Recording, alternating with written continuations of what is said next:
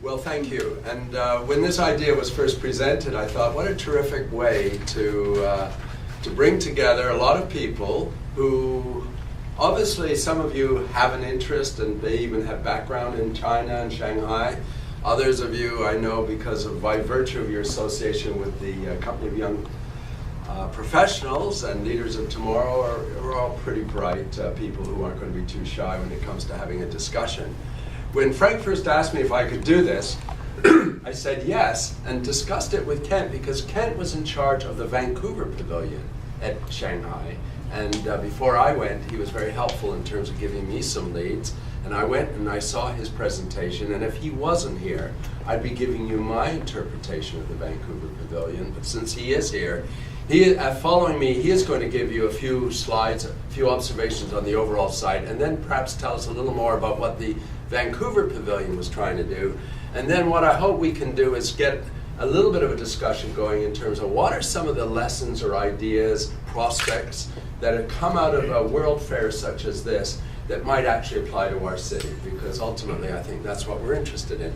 So with that, I'm going to get going. And just out of interest, how many of you have been to Shanghai? Just by show of hands. Okay. So for those of you who haven't, I realized Shanghai is different than Vancouver as soon as I got into the taxi and there was a TV.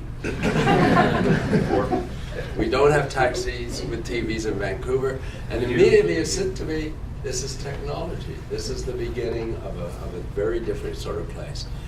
This World Fair I went to because 5 years ago I was in Shanghai and just happened to stumble upon a pavilion, an urbanarium, a pavilion that's all about planning, which was showcasing what this was going to be. And I said to my wife, if I live 5 more years, I'm going to go back.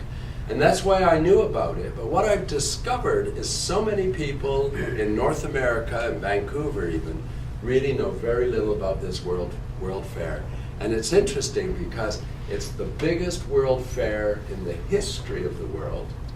And I was talking to Dr. Seti Pendiker last night from UBC, who said to me, it may well turn out to be the biggest World Fair that's ever held in the world because of the level of participation in terms of the number of countries organized. 242 countries and organizations are represented. I was there 2 weeks, you were there 2 weeks, and both of us only saw a fraction of it because the site, as I said, is 7.5 times the site of our Expo 86 site, just to give you a sense of scale.